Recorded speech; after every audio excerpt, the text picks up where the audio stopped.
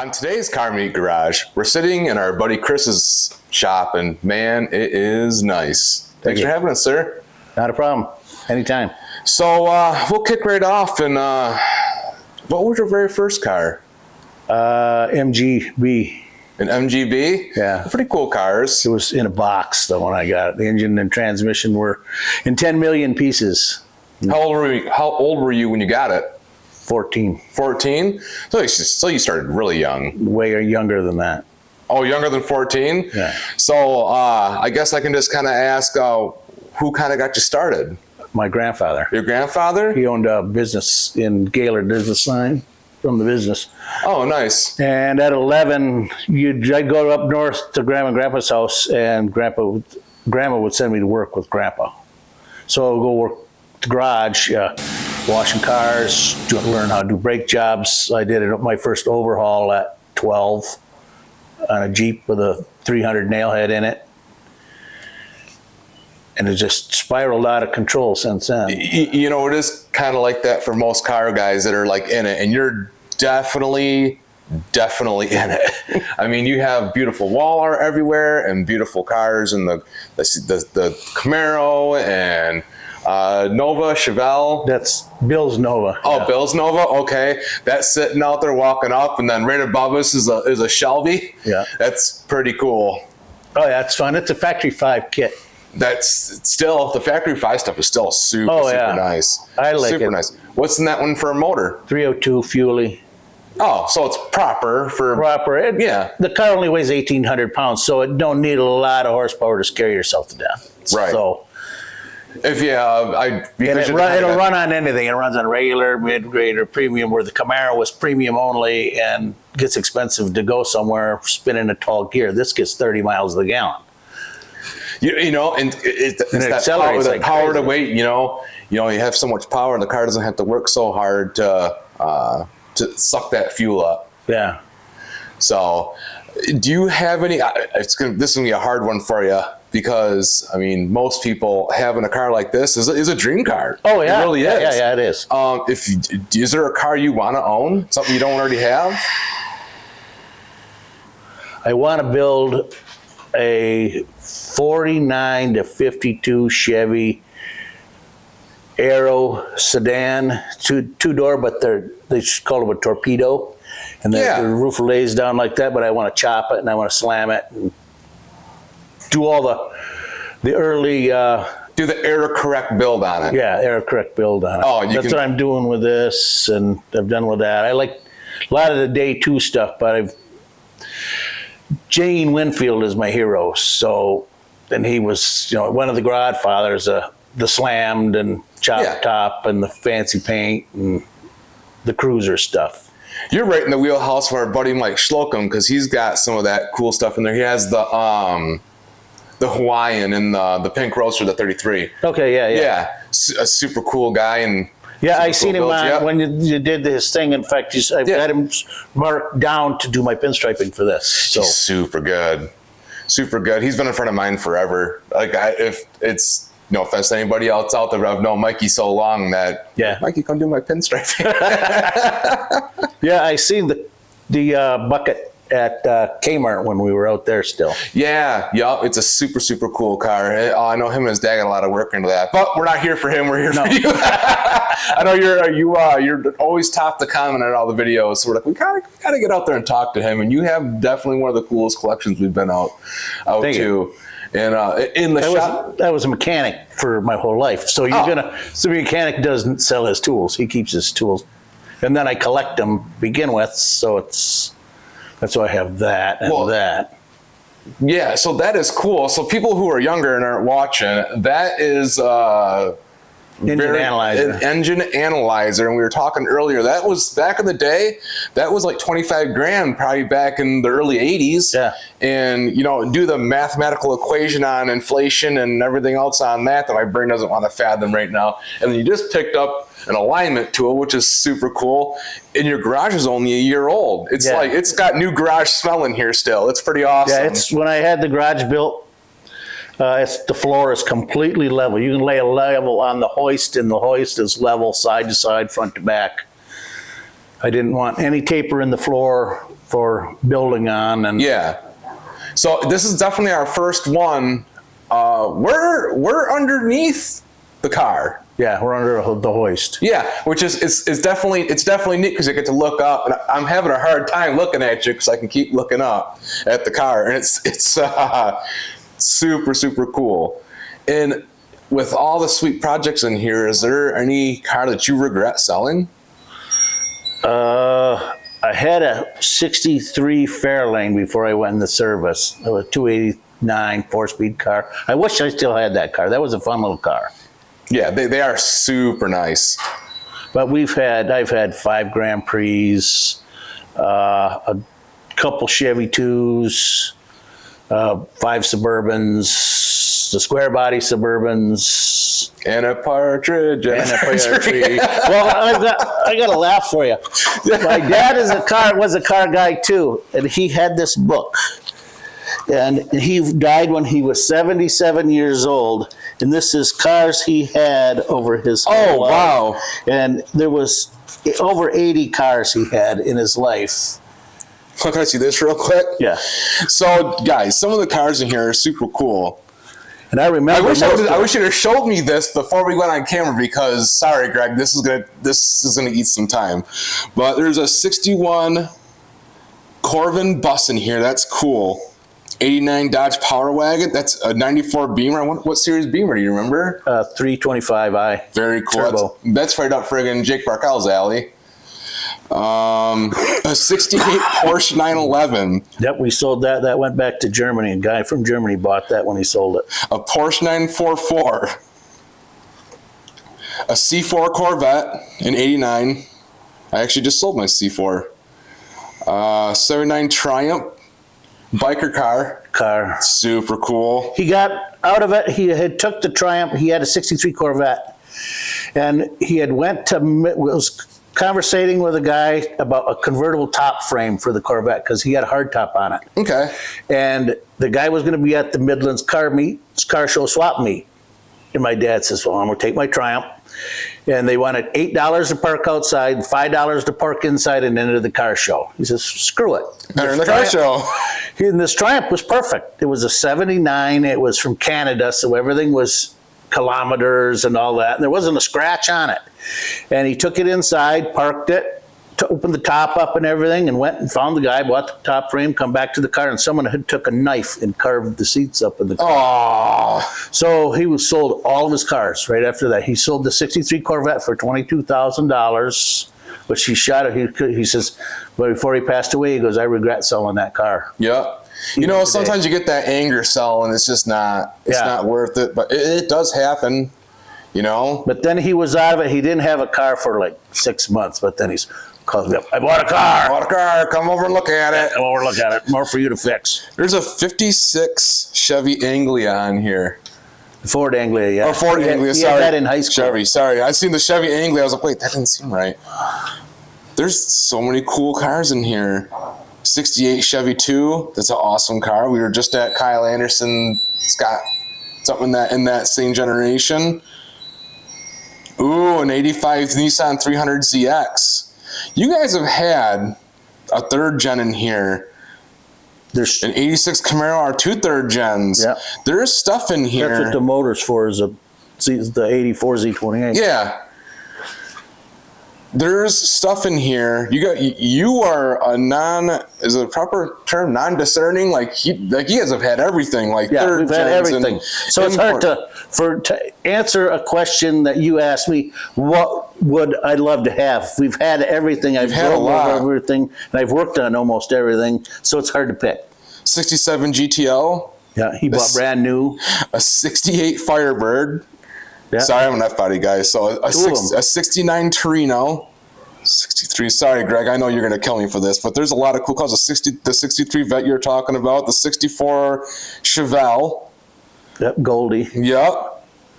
There's an Audi in here. Yep. A VW Rabbit. A Honda Accord. A Mustang. Yep. 68.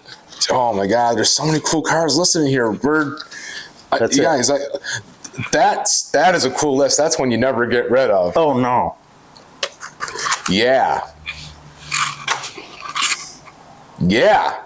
So it's hard to pick a favorite. Yeah, that's a really hard list you got up. I was like, man, he's getting up. This is kind of a little different in our interview section where someone gets up. We've had it before. We kind of edited it out, but to like shut a door or turn a heater off or something. He's like, man, he's getting up. I was like, what's he getting? He brings out that book. That's a cool list. And be glad I didn't list them all, Greg. There's a lot of cars in here because I know how Greg operates. And some of those cars, he's probably going to try to find stock photos and list them somewhere in the post. And we're actually doing a late record because we had some stuff happen, family stuff. But if you had to pin down your favorite car memory, where would it be? You can say more than one. It doesn't have to be one. Oh, gosh. He had that 63 Corvette, and him and Pat McCarthy were going back and forth about racing that Corvette against that GTO, because Pat had that GTO in high school. Still has a GTO. I know, he still has a GTO. But him and the old man were at each other to race that GTO, because Pat and I had auto body class together at Skill Center. Okay. Second, the late group. So Dad would come with the Corvette and sit and wait in the parking lot, and they'd send me out early because they didn't want them drag racing on Skill Center Road.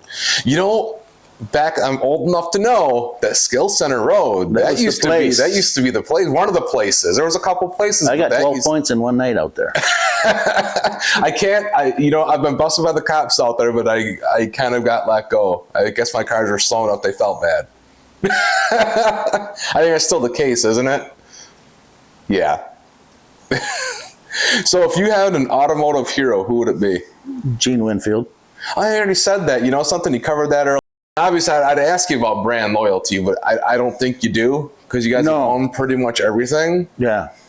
So what is your 5-year plan for some of these cars? Because some of these things most people... Nothing's happening with that. With the Camaro. Okay. That's only got 37,000 miles on it. It's a perfect car. It's cream puff. Yeah.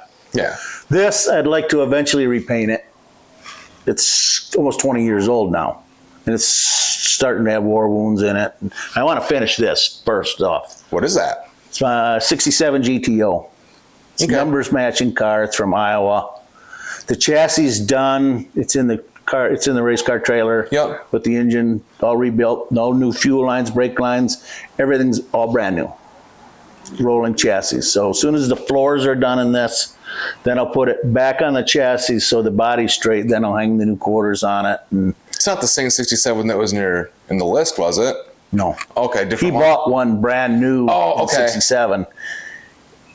And funny story, my grandfather was the service manager for Wagger Pontiac in Gaylord, Michigan, where he bought the car brand new. He ordered it. It came in, and it would float the valves at 120 miles an hour. And my dad took it back to have it fixed because it wasn't supposed to float valves at 120 miles an hour. And my grandfather told him, there ain't no way I'm fixing it because you ain't supposed to be driving that car 120 miles an hour. And I'll know if you take it to Grayling to get it fixed, because I'll tell them not to fix it. So you find a different dealership. That's what he told him. He says, I'll call every Pontiac dealership and they'll up here. But then he had a motorcycle accident 6 months later and couldn't drive the car anymore because his leg was permanently like this. He couldn't. Oh, that's a shame. Get his foot up under the dash, let alone because of the seats. But I had found a way to correct that when he bought this to build it. Was tip the seats forward, drop the front of the seat down, lift the back up. That way it dropped his leg down and he could drive the car with his ankle, shift the clutch with his ankle. That's some pretty good Because he had that Corvette, and that had 11-inch clutch with a T10 in it. And he could push in the clutch with just his ankle, just like that, and shift the car. Very cool. That's one way to do it, especially not having to get your how hard that would be without getting knee extension from hip to knee to do the clutch work. That's some driving. Oh yeah. So, and looking around, if you had to do you enjoy more, collecting these cars or collecting this wall art? Because some of the wall art's pretty cool, like some of the air cleaner stuff. I know I'm kind of hitting back at it again, but oh, it's all fun. It's all fun. I can appreciate that. Well, like the air cleaners are in my stuff, you know. So it's instead of just taking up shelf space, hanging on the wall. Yeah, gets it down. Is that kind of like some of our car guys, like a pile of shame, like fart you break? You just kind of collect it, toss it on the wall. Like, I remember breaking that. I remember blowing that clutch up. So, anyone close that you've met through cars? As in friends, or friends, acquaintances, people. Oh, you guys. Well, yeah. Well, I met Dennis Roth, Big Daddy Ed Roth's son. Oh, okay, cool. At Frankenmuth, and him and I have been working together for the paint for this. Oh, that's pretty cool, because that's actually, Ed Roth is like a huge, Mike Slocum is a huge fan of Ed Roth. Yeah. That's his pretty son's cool. Dennis. Yeah. Yeah, he drew me a rat fink on my Vassar shirt when I talked to him at Frankenmuth. And then he was just at Autorama, on him, and I talked for 35 minutes about this. Yeah, that's about as big a legend as you get in in the car community. Yeah. You know, he's right up there. So he's older generation Chip Foose. Oh, yeah. I don't know who it is. Who it is now? I'm too old, I guess. No, we know who he is. And I met Gartletts and Modowney and them at Tri-City in '70s at the Night of Fire. Yep, I seen the vintage Tri-City Dragway sticker on the car out in the driveway. Yeah, we made it to that show. That was a fun show. Is there anyone you'd like to thank for helping out? Any shop, stuff like that to help you out? I worked at South End Shell for years. Yep. Back in the day, I did diagnostics there. And then I worked at some dealerships in North Carolina, mainly all small shops in the area. So them, Grandpa's shop, but Gaylord, that got me my start. Pretty much the people that have taught you your skills along the way. Yeah, well, Grandpa see that Jeep? There's the tools, take the engine out, and I'll show you how to grind one valve, one seat, hone one cylinder. I mean, how else are you going to learn? Yeah. You know, except for putting your hands on it. I just had a buddy come over with his son, and was working on pulling the motor out of my car. Well, I can't. I have to have help. So he brought his son over, and I had him turn and wrench. I was like, okay, pull those bolts out, stick over here, and how else are they going to learn? Yeah. He's a 21-year-old Army vet. So, and or 21 years old and was in the Army. And got to teach him. He needs some brakes done. I said, bring your car over. I'll tell you how to do it. How are you going to learn? Yep. So you had anybody in here to kind of do that? Grab some youngins by the hand and be like, let's. Well, my youngest William, but he's master certified over to Graffs. So. Oh, nice. So now he's going to be teaching you a thing or two. He shows me all the new junk. So. Yeah, you know something? It's the same, but it's different. Yep. So it's that's why I kind of like my 90s junk. It's that happy medium between being computer controlled and some of the old junk, but there's still a little art behind it. Mm-hmm. So like even Greg has with his Camaro's got some of the fuel injection stuff and still some of the older technology behind it where there's a little art in lashing a valve. Yep. So instead of just torquing it, I can appreciate just torquing it down. You know, there's different levels of build, but I do kind of like where I can put my own little touch on it. Whether it's or indifferent, it gives you a good feeling. Well, this is the ultimate hobby because you get every car is different. I like these Cobras. They're all come the same, but you go to a show and there'll be a whole row of them, and every one of them's different. Right. Because everybody builds it to what they want. They have their own touch, and they're never done. I don't care. That Camaro's not done. It's perfect, but it's not done. Oh yeah, nothing. Because I'm looking at different wheels for it right now. I'm looking at different. Put torque thrusts on it. You know something? I've owned some cars that I've considered done, and you want to sell them. Like if there's nothing left to do, what's left to do? Yeah, well, I sell it to start all over again on another. Right. I always like to make changes. You know, so it's you. I mean, you obviously know when you pull into the lot with the Camaro or whatever, you know that it's you because there's not a lot of them that look like that. No. Or in that good a shape. You always know. So, and it's appreciated. Like I walked in here and there's a lot going on in here. I was like, oh, this is the car. This is gonna be cool. So we're gonna have to get lots and lots of good pictures of the Cobra, because it's definitely cool. Yeah, I can put it down. Oh yeah. Greg's like, yup. Got to get the pictures. So do you have any social medias that people can follow? Any of this just on? Facebook. Just Facebook? Chris Neville. Was it Christopher Neville at Facebook, Mary?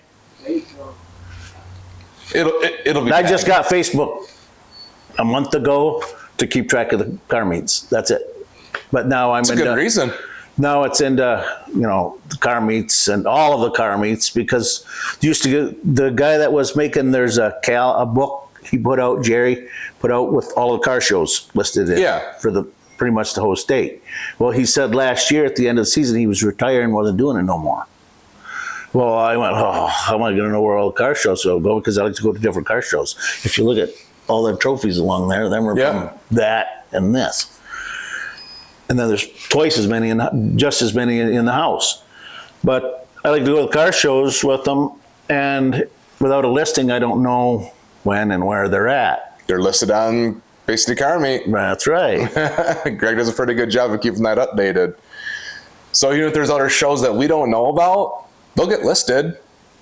That's just the cool part about that community. Yeah, and then and Jerry was to the opener, and I bought one of his books, so I got hooked up for the month, for this year at least.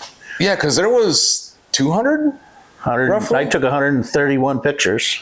Yeah, because I know we had talked to you, and then at 131, there was still a couple more pulling in at that point. So, yeah, this is the first year I didn't go off my drone footage and start counting. Last year I did, but it was easier with a different drone. And I want to thank the missus. She puts up with a lot of shit with me being out here all the time. Yeah. Oh, well, yeah. That's a gimme. Oh, yeah. I got to do the same thing every time. Thanks, honey, for letting me go out the garage. For being a trooper, let me spend blind money. Yeah, I want these cylinder heads. Can I have them, please? We've actually talked about getting together a group of females and talking about Wives of Gearheads. Yeah, pretty much, just talking about where stories they have about us. Mm-hmm. And just ask them some questions. We're still trying to get some questions together so it's not a drone fest, right? Oh, yeah. So, but I think it'd be pretty interesting because everybody always jokes around about how much do you think your husband put into that car? Do they really know? But, sir, I want to thank you so much for having us in the garage. Not a problem. Shouldn't even call it a garage. This is a shop. This is the definition of a shop. When you have a lift and a frame rack and stuff like that. Hoist jack, that pneumatic jack on the hoist. Yeah, and an alignment machine. It's TIG, oxyacetylene, stick welding. Oh, dude, super cool in here. But dude, thank you so much. Anytime. Guys, make sure you like, share, and follow, and tune in for the next one.